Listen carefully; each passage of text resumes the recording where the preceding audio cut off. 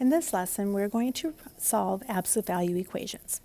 Example 1, solve the equation if possible. All right, so take a look at number 1. It says -2 times the absolute value of x is equal to 4. Now, before we're able to break it off into two separate equations like we did in the previous lesson, we need to isolate that absolute value part. And so the -2 is multiplying that absolute value. So we're going to want to start by dividing by -2 on both sides. And that cancels it out, leaving this absolute value of x by itself, or isolated, and we have -2. Now we need to take a look at this and notice how we have the absolute value of x is equal to -2.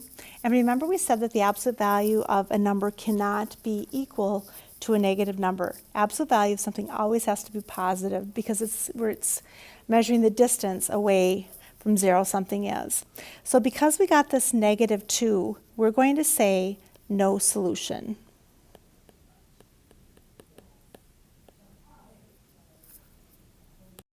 All right, question number 2. We have 3 times the absolute value of 13 minus 2x is equal to 15. All right, so our first step here is we have to isolate this absolute value by dividing by 3. And now we have 13 minus 2x is equal to 5. And remember in our lesson yesterday what we had said is that once you get down to the absolute value part, now we need to break it up into two separate equations. I'm going to have 13 minus 2x is equal to 5. And then, so one of our answers could be a positive 5 and one can. So we're going to have 13 minus 2x is equal to -5. And then we're going to solve both of these.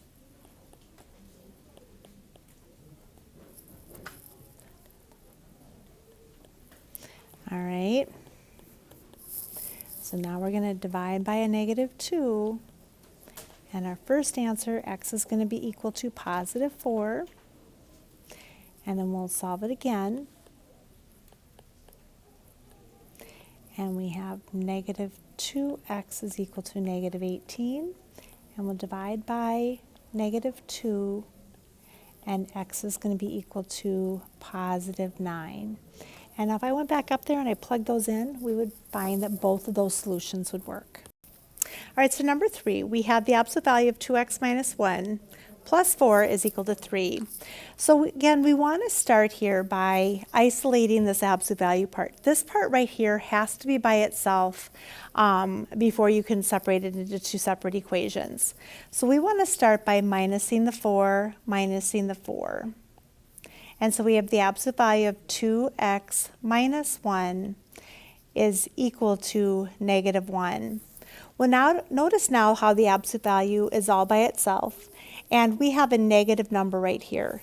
And again, when that happens, we know that the absolute value of something cannot be equal to a negative number, so we know that this is going to be a no solution.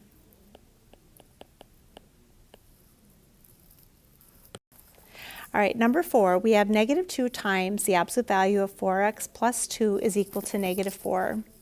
So again, we want to isolate that absolute value part, and we have, it's multiplying by a -2, so we're going to divide by -2 on both sides. So we have the absolute value of 4x plus 2 now is going to be equal to a positive 2. So now we want to then find our two solutions.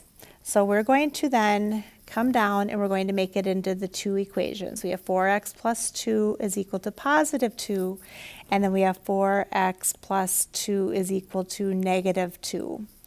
So then we're going to solve them.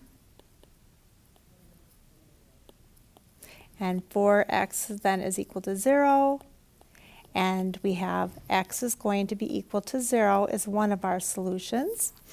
And then so we have 4x is equal to -4. Let's divide by 4.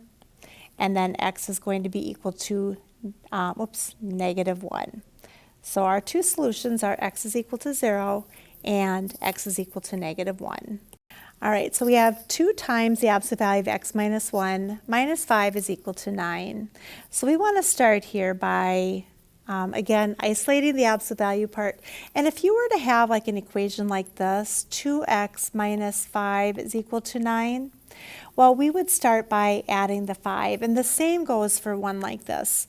Sometimes I like to think about that absolute value part as just one great big x that we're trying to isolate.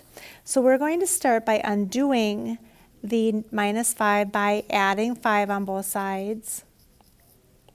And we have 2 times the absolute value of x minus 1 is equal to then 14.